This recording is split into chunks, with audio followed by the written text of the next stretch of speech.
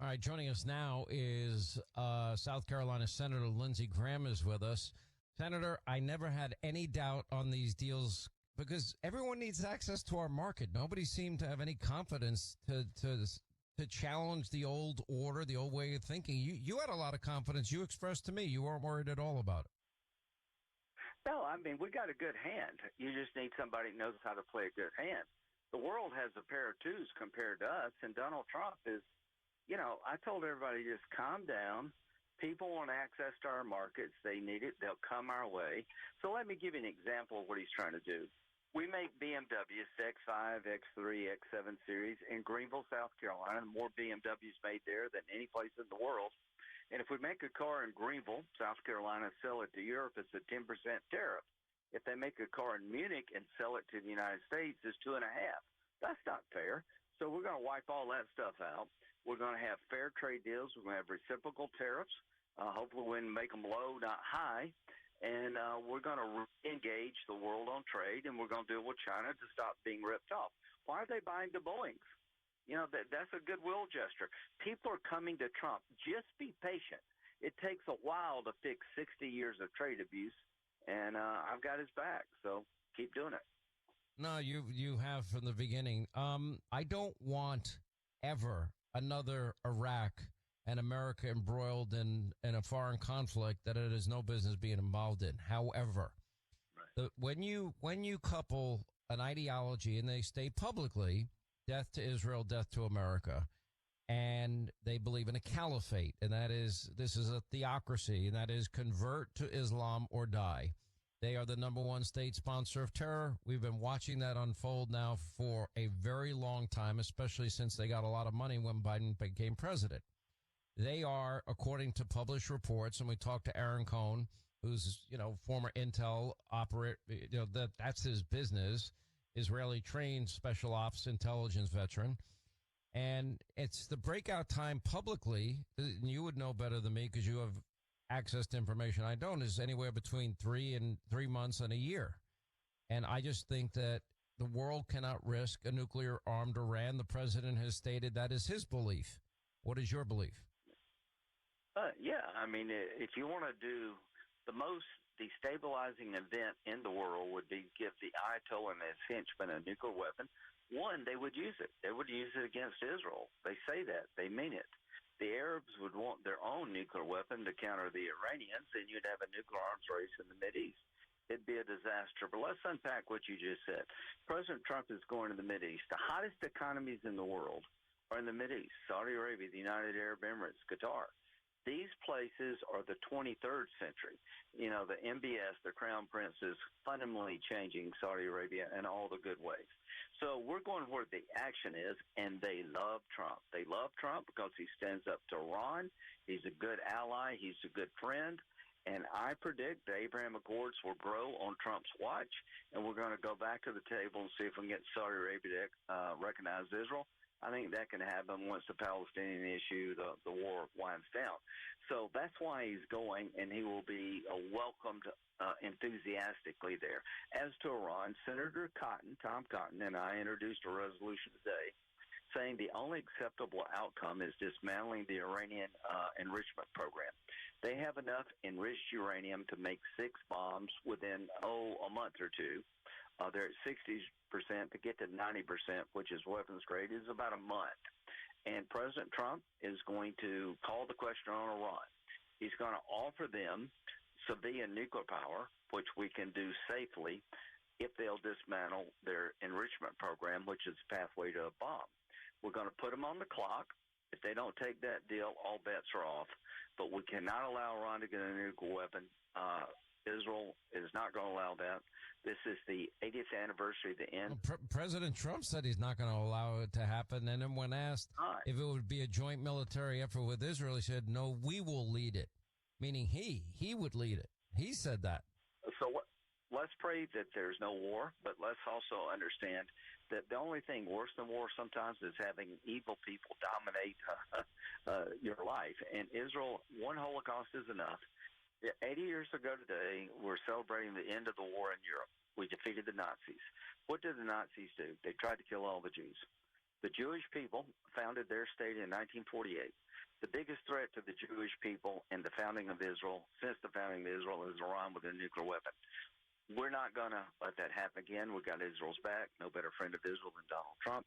If we can't get a diplomatic solution to this problem, which is complete dismantling of the enrichment capability of Iran, I would expect Israel would have to act, and I hope we will act with them.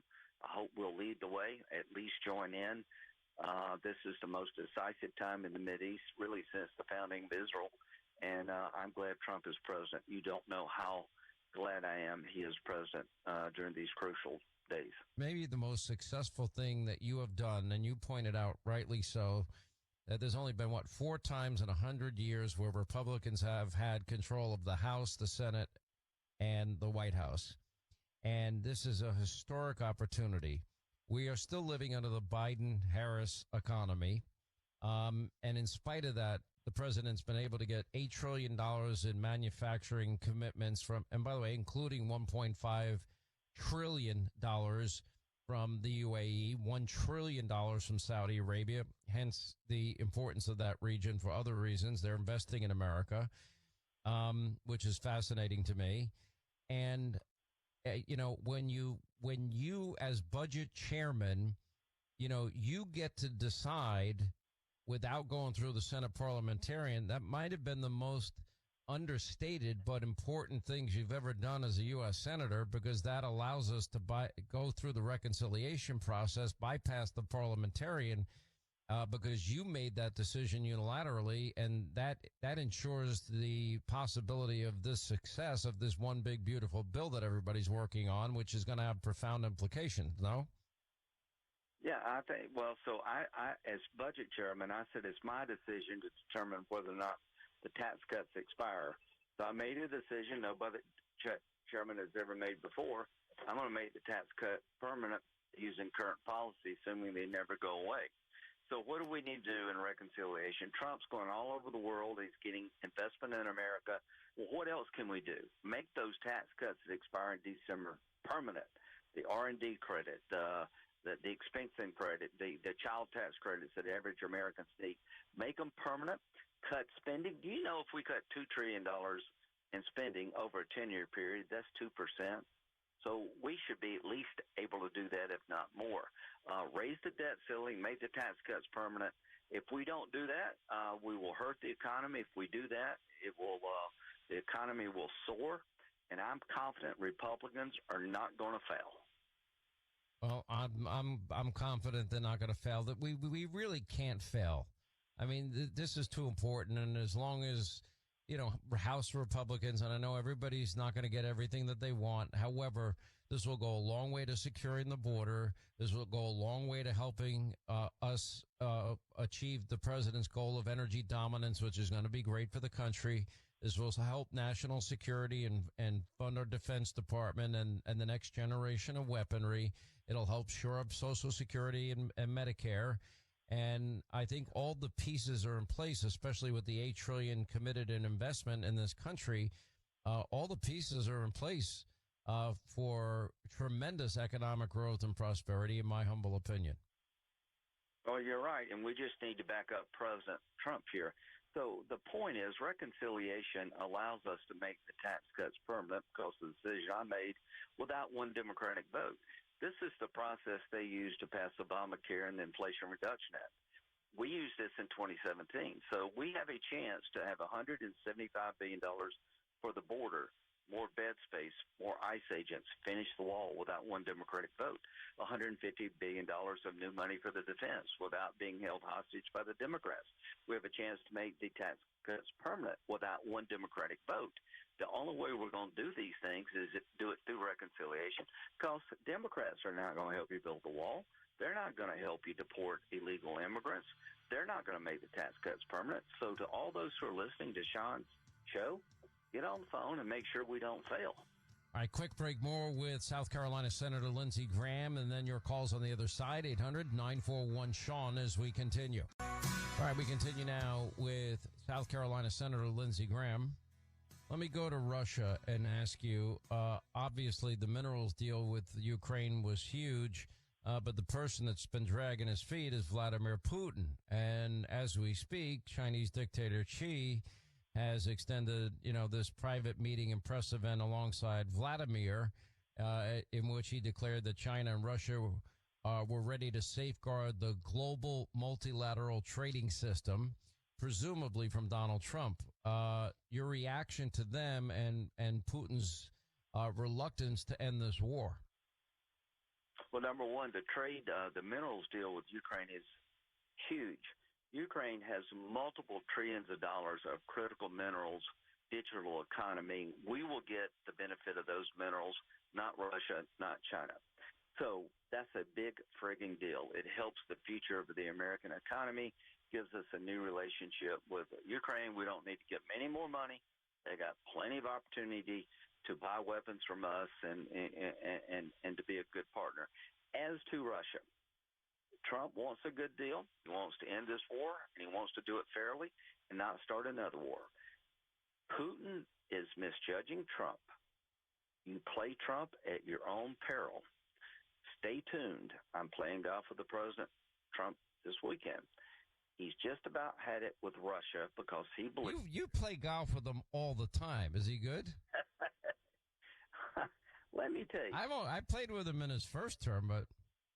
Hundreds of rounds of golf. He's one of the best amateur golfers I've ever played with, period.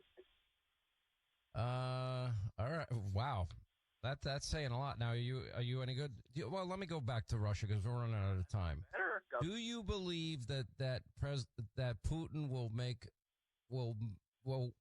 get there? In other words,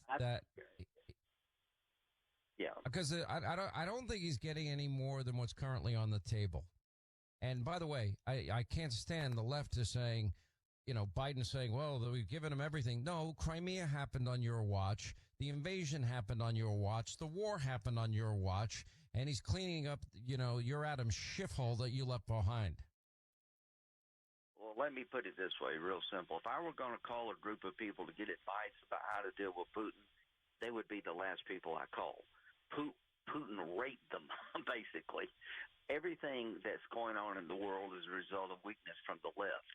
Getting out of Afghanistan led to Putin invading Ukraine. You got China just kicking us around all over Asia. You got Iran trying to break out for a nuclear weapon. Those days are over. You know what? It'd be nice to have a more peaceful world, wouldn't it? And one focused on prosperity and opportunity and wealth for all. Lindsey Graham, Senator, thank you.